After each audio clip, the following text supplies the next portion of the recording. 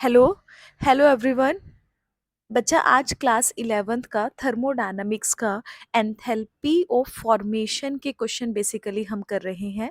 Enthalpy of formation और combustion और enthalpy of reaction, ये पेपर के अंदर प्रीवियस ईयर के क्वेश्चन है बेटा। यहाँ से जो पूछे गए हैं आज हम उन्हीं क्वेश्चंस को डिस्कस कर रहे हैं। ठीक है, बहुत इंपॉर्टेंट है। यहाँ से जनरली आपसे पेपर के अंदर क्वेश्चन पूछा जाता है। तो क्वेश्चन नंबर 1 की बात करते हैं बेटा। देखो, पहला क्वेश्चन आपसे पूछता है कि define the standard enthalpy of formation. देखो, आपके पास स्टैंडर्ड एंथैल्पी ऑफ फॉर्मेशन किसको बोला जाता है बेटा, उसकी डेफिनेशन आपको बतानी है। देखो, फॉर्मेशन पूछा है। फॉर्मेशन कब होती है? फॉर्मेशन का मतलब है किसी चीज का बनना। तो हम क्या बोलेंगे कि जब कोई अपने कॉन्स्टिट्यूएंट एलिमेंट से अगर हम 1 मोल ऑफ सब्सटेंस को बनाते हैं बेटा, यहाँ पर जो भी एंथैल्पी चेंज आपके पास होती है उसी को हम क्या बोलते हैं? स्टैंडर्ड एंथैल्पी ऑफ फॉर्मेशन बोलते हैं। मतलब it is the change in enthalpy when 1 mole of substance is formed from its elements in their standard states, or you can say from its constituent elements, is known as the standard enthalpy of the formation. Clear है? आगे बढ़ते हैं second question पर। देखिए, second question आपसे पूछता है बेटा, why is the standard enthalpy of formation of diamond not zero although it is a element. देखो, जनरली हम क्या बोलते हैं कि अगर कोई एलिमेंट आपके पास है, कुछ एग्जांपल्स एलिमेंट के पास ऐसे हैं बेटा जहां पर स्टैंडर्ड एंथैल्पी ऑफ फॉर्मेशन आपके पास जीरो होती है। तो इसने इन दोनों स्टेटमेंट को कंबाइन करके पूछ लिया कि क्योंकि डायमंड है वो भी एक एलिमेंट आपके पास है, फिर भी इसकी स्टैंडर्ड एंथैल्पी ऑफ फॉर्मेशन आपके पास जीरो नहीं होती है। क्यों जीरो नहीं होती है, उसका रीजन आपको यहाँ पर देना है। बेटा देखो, आपके पास पहले तो ये पता होना चाहिए कि एंथैल्पी ऑफ फॉर्मेशन, थोड़ा छोटा करते हैं इसे, एंथैल्पी ऑफ फॉर्मेशन जो आपके पास है बेटा वो जीरो कब होती है? Standard enthalpy of formation zero कब होती है? वो तब होती है जब कोई भी आपके पास एलिमेंट आपके पास दिया है बेटा, वो अपनी मोस्ट स्टेबल फॉर्म के अंदर अगर प्रेजेंट होता है आपके पास, तो उसकी स्टैंडर्ड एंथैल्पी ऑफ फॉर्मेशन हमेशा जीरो होती है। ठीक है, अब यहाँ पर हम किसकी बात कर रहे हैं? हम डायमंड की बात कर रहे हैं। अब डायमंड क्या है? लेस स्टेबल आपके पास होता है बेटा। ज्यादा स्टेबल कौन होता है आपके पास? ग्रेफाइट होता है। तो ग्रेफाइट के लिए एंथैल्पी ऑफ फॉर्मेशन है स्टैंडर्ड, वो आपके पास जीरो हो जाएगा क्योंकि वो मोस्ट स्टेबल फॉर्म के अंदर प्रेजेंट है। डायमंड यहाँ पे मोस्ट स्टेबल फॉर्म के अंदर प्रेजेंट नहीं होता है, मतलब ये ज्यादा स्टेबल एलोट्रोप आपके पास नहीं होता है बेटा। तो आप इसीलिए बोलोगे कि डायमंड की वैल्यू आपके पास कैसी होती है? नॉन जीरो वैल्यू इसकी आपके पास होती है। ठीक है, अगर आप ध्यान में रखोगे तो इसकी वैल्यू जो होती है बेटा 2.4 किलो जूल पर मोल आपके पास होती है standard enthalpy of formation. Clear है? इसके बाद चलते हैं थर्ड क्वेश्चन की तरफ। आपके पास थर्ड क्वेश्चन आपसे पूछता है कि identify the species for which delta H F, delta H F का मतलब क्या है, और ऊपर नोट भी लगाया बेटा, इसका मतलब क्या है कि ये स्टैंडर्ड एंथैल्पी ऑफ फॉर्मेशन की आपसे बात कर रहा है। इसने बोला है आपको आइडेंटिफाई करना है ये जो चार आपके पास एलिमेंट्स दिए हैं, मॉलिक्यूल दिए हैं, ठीक है, कि इनमें से स्टैंडर्ड एंथैल्पी ऑफ फॉर्मेशन किसकी जीरो होनी होती है, ये आपको बताना है। अब देखो बेटा, सबसे पहले ओजोन की तरफ देखो। ओजोन जो आपके पास होता है, ओजोन यहाँ पे जो दिया है बेटा वो गैसियस फॉर्म में दिया है। क्या ओजोन अपनी स्टेबल फॉर्म के अंदर होता है? नहीं होता। क्योंकि ओजोन कैसे मिलता है? आपके पास एलिमेंटल ओजोन है, ऑक्सीजन गैस से मिलता है, तभी आपके पास ओजोन आपके पास फॉर्म होता है। तो इसका मतलब इसकी जो वैल्यू होगी बेटा वो नॉन जीरो वैल्यू होगी। अब देखो, ब्रोमीन पे बात करो। अब ब्रोमीन पे बहुत सारे बच्चों ने टिक लगाया हुआ था पेपर के अंदर बेटा, जो कि आपका बिल्कुल गलत है। क्योंकि हम बोलते हैं कि Br2 आपके पास क्या होती है? स्टेबल फॉर्म है, लेकिन वो Br2 लिक्विड होती है बेटा।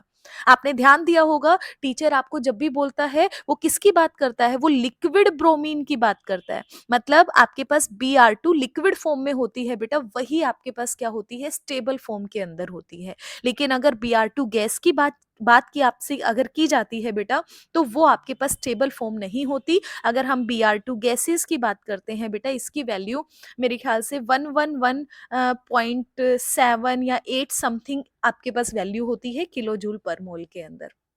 अगर मैं ओज़ोन की बात करूँ O3 की, उसकी 140 समथिंग आपके पास वैल्यू होती है बेटा, एग्ज़ैक्टली मुझे ध्यान नहीं है, 140, 141 भी हो सकता है, 142 भी आपके पास हो सकती है।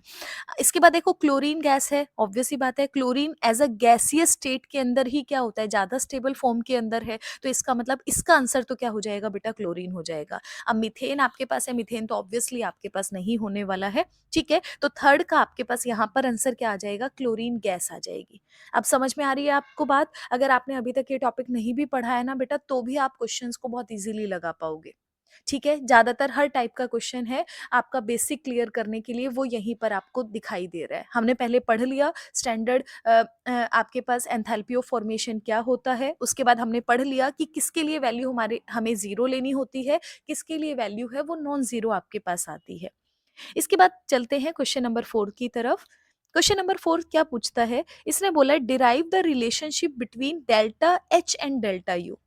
आपको एक रिलेशनशिप बतानी है बेटा डेल्टा एच और डेल्टा यू के बीच में।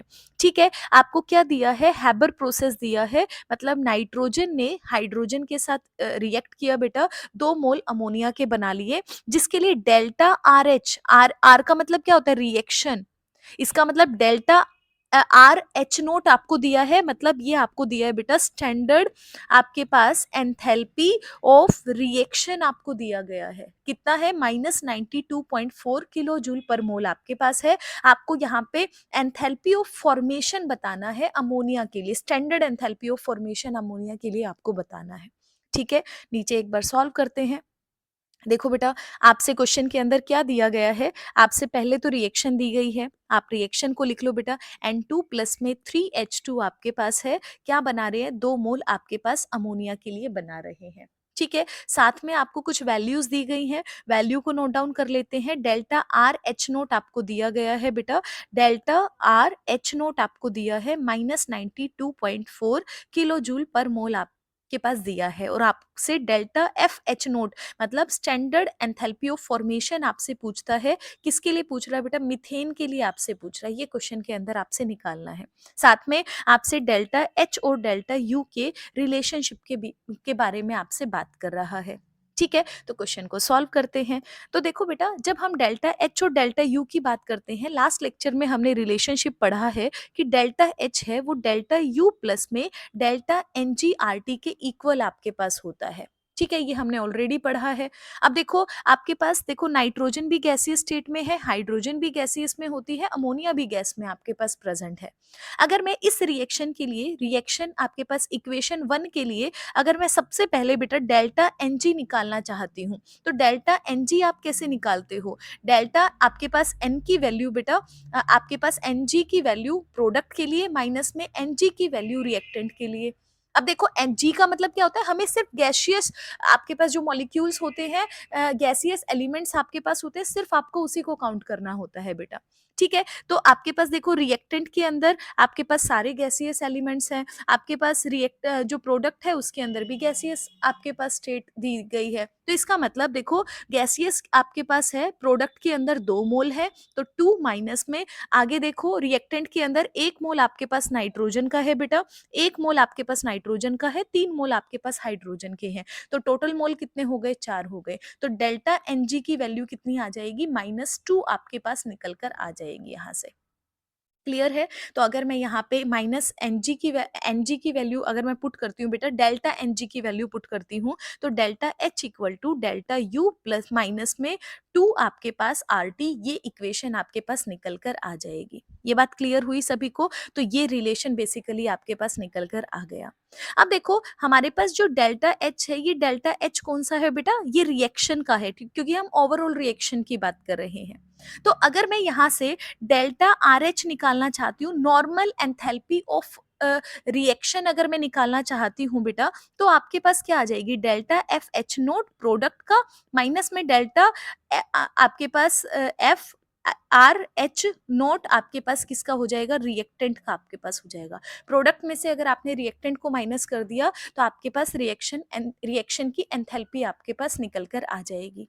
ठीक है, अब इस कंसेप्ट को एक बार थोड़ा सा साइड में करके मैं आपको समझाती हूँ, इसका मतलब क्या होता है। देखो मान लिया मेरे पास बेटा कोई भी ए प्लस में बी आपके पास इस तरह की कोई भी रिएक्शन आपके पास गिवन है, और मुझे क्या करना है, डेल्टा आर एच मुझे निकालना है। तो कैसे निकाला जाता है, पहले आपको प्रोडक्ट लेना होता है बेटा, प्रोडक्ट में से रिएक्टेंट को माइनस करते हैं। अब ये जो स्टोक्यूमेट्री मैंने लिखी है ना, स्मॉल सी स्मॉल डी मैंने लिखा है, इसका मतलब समझो क्या करना होता है। अब देखो स्मॉल सी आपके पास है, जो भी स्टोक्यूमेट्री गिवन है, ये जो स्मॉल सी है बेटा, जो भी स्टोक्यूमेट्री गिवन है, इसको इसकी डेल्टा एफ एच वैल्यू जो है भी आपके पास सी के लिए है, उससे मुझे मल्टीप्लाई करना होता है। प्लस में प्रोडक्ट दो है, तो अगले की स्टोक्यूमेट्री डी है, मल्टीप्लाई में अब डी के लिए जो आपके पास डेल्टा एफ एच आपके पास है बेटा, इसकी वैल्यू से आपके पास किसके लिए, डी के लिए है, उससे आपको इसको मल्टीप्लाई करना होता है। माइनस में अब देखो रिएक्टेंट के अंदर क्या है, आपके पास स्टोक्यूमेट्री ए है बेटा, मल्टीप्लाई में डेल्टा एफ एच आपके पास ए के लिए है, प्लस में आपके पास क्या है, बी स्टोक्यूमेट्री है, मल्टीप्लाई में डेल्टा एफ एच बी के लिए है। तो इस तरह से आपको डेल्टा आर एच निकालना पड़ता है। क्लियर हुई? तो इसी रिएक्शन के हिसाब से हम निकालते हैं जो रिएक्शन हमारे पास दी गई है। अब देखो रिएक्शन क्या है बेटा, आपके पास N2 थी, प्लस में 3H2 है, और प्रोडक्ट के अंदर आपके पास 2 मोल अमोनिया के आपको दिए गए हैं। तो देखो रिएक्टेंट के अंदर क्या है, N2 और H2 है, प्रोडक्ट के अंदर सिर्फ अमोनिया है। तो वैल्यू को पुट करो, प्रोडक्ट के अंदर अमोनिया है बेटा, स्टोक्यूमेट्री 2 है, तो 2 मल्टीप्लाई डेल्टा एफ एच किसके लिए, अमोनिया के लिए, ये आपके पास आ जाएगा। माइनस में क्या आ जाएगा आपके पास, पहले नाइट्रोजन के लिए है, नाइट्रोजन के लिए मोल 1 है, तो सीधा क्या आ जाएगा, मल्टीप्लाई करके डेल्टा एफ एच आपके पास आएगा नाइट्रोजन के लिए बेटा, प्लस में क्या आएगा, 3 स्टोक्यूमेट्री मल्टीप्लाई में डेल्टा एफ एच आपके पास किसके लिए आ जाएगा, H2 के लिए आ जाएगा। तो ये इक्वेशन आपके पास यहाँ पर बन जाएगी। क्लियर हुआ? अब देखो यहाँ पे अगर मैं क्वेश्चन की बात करती हूँ बेटा, यहाँ पे आपके पास 2 मल्टीप्लाई में डेल्टा एफ एच आपके पास है अमोनिया के लिए, ये वैल्यू आपको दी नहीं है। ये ध्यान से देखो, राइट साइड वाली वैल्यू आपको, जिस पे मैंने क्रॉस का निशान लगाया बेटा, ये आपको दिया नहीं है। अब क्यों नहीं दिया, क्योंकि अभी अभी हमने पिछले क्वेश्चन के अंदर पढ़ा था कि अगर कहीं पर आपके पास कोई मोस्ट स्टेबल फॉर्म के अंदर आपके पास कोई भी एलिमेंट होता है बेटा, उसकी डेल्टा एच एफ की वैल्यू आपके पास है, डेल्टा एफ एच कहो या एच एफ कहो आपके पास बेटा, उसकी वैल्यू हमेशा कितनी होती है, 0 होती है। अब N2 आपके पास क्या है, गैसीय स्टेट में मोस्ट स्टेबल है, तो इसकी वैल्यू भी 0 होती है। H2 की भी गैसीय स्टेट में वैल्यू 0 होती है बेटा, एलिमेंटल फॉर्म के अंदर। तो इसका मतलब ये जो आपके पास वैल्यू है बेटा, ये भी 0 हो जाएगी, ये भी 0 हो जाएगी। तो फाइनली क्या आ जाएगा, लास्ट में आपके पास माइनस में 0 आ जाएगा। तो क्या इक्वेशन आ गई, आपके पास आ गया delta R H equal to 2 multiply में डेल्टा एफ एच आपके पास अमोनिया के लिए, ये वाली वैल्यू आपके पास निकल कर बेटा आ गई। क्लियर है आपको? अब देखो आपके पास डेल्टा आर एच है, ये आपको रिएक्शन के अंदर गिवन था बेटा, कितनी वैल्यू गिवन थी आपके पास 90 माइनस 92.4 आपको गिवन थी बेटा, equal to 2 multiply delta F H आपके पास है बेटा NH3 के लिए। तो आपको क्या करना था, आपको अमोनिया के लिए ही वैल्यू आपको बेटा निकालनी थी। तो आपके पास वैल्यू कितनी आ जाएगी, डेल्टा एफ एच है बेटा आपके लिए अमोनिया के लिए, वो हो जाएगी -92.4 अपॉन में 2। इसको अगर आप सॉल्व करोगे तो आपके पास कितना आ जाएगा, -46.2 किलो जूल पर मोल आपके पास यहाँ पर सॉल्व करके आ जाएगा। तो इस तरह से आपको क्या करना था, इस क्वेश्चन का आंसर निकालना था। क्लियर हुआ? आपको डेल्टा एच डेल्टा यू का रिलेशनशिप आपसे पूछा था बेटा, तो एक नंबर के अंदर आपको ये वाला रिलेशनशिप है वो आपको निकाल कर देना था। उसके बाद आपको क्या करना था, डेल्टा आर एच आपको निकालना था बेटा। 3 नंबर का क्वेश्चन था, नीचे वाला पार्ट है वो 2 नंबर के अंदर था आपके पास। क्लियर है? तो ये वाले क्वेश्चन के बाद आगे बढ़ते हैं क्वेश्चन नंबर 5th की तरफ। देखो बेटा क्वेश्चन नंबर 5th क्या कहता है, 5th को करने से पहले उसके आसपास की जगह को थोड़ा सा खाली कर लेते हैं ताकि ज्यादा खिचपिच ना रहे।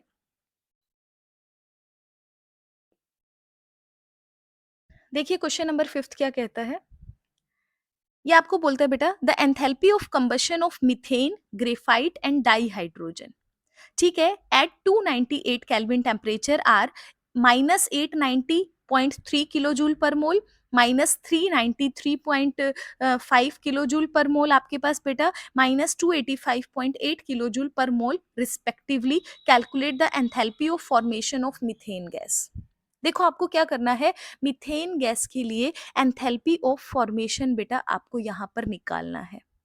ठीक है? अब आपको दिया क्या है? आपको मीथेन का कंबशन दिया है। ध्यान से देखो मीथेन पहले लिखा है ना enthalpy of combustion of methane given है बेटा। तो पहले आप रिएक्शन लिख लो, ये आपके पास बेटा मीथेन होती है CH4। अगर आपने कंबशन किया मतलब O2 की प्रेजेंस में रिएक्शन को कराते हो बेटा, तो क्या बनता है CO2 प्लस में 2 वाटर आप मतलब वाटर आपके पास निकल जाता है। बैलेंस अगर आप करोगे तो यहाँ पे क्या आ जाएगा 2 हो जाएगा, बैलेंस आपके पास इक्वेशन हो जाएगी। तो इसको मैंने क्या नाम दे दिया? इसको मैंने ए नाम दे दिया, मान लिया।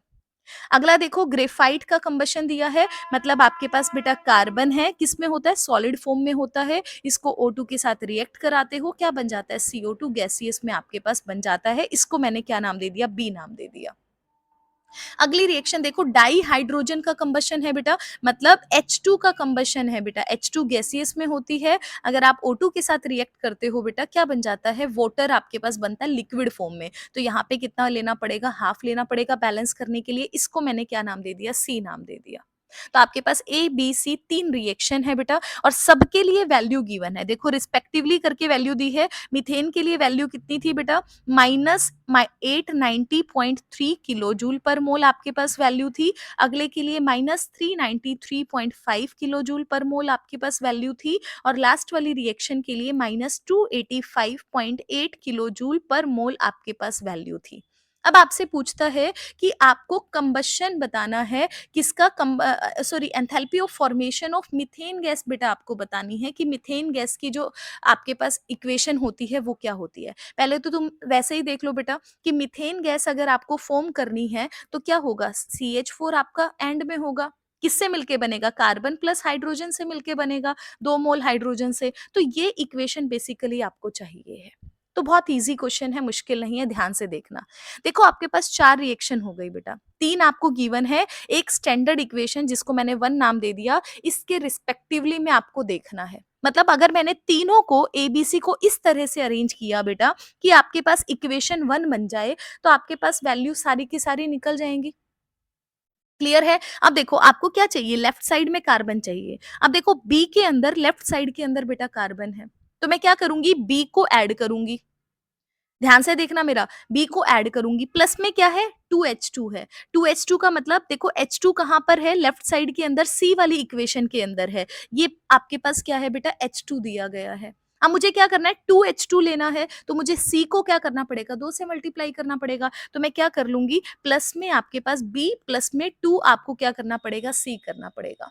अब देखो जब आप ए प्लस बी प्लस 2C करोगे बेटा, ध्यान से देखो मैं आपके पास बी प्लस सी कर रही हूँ, यहीं पे लेफ्ट में कर रही हूँ आपके पास।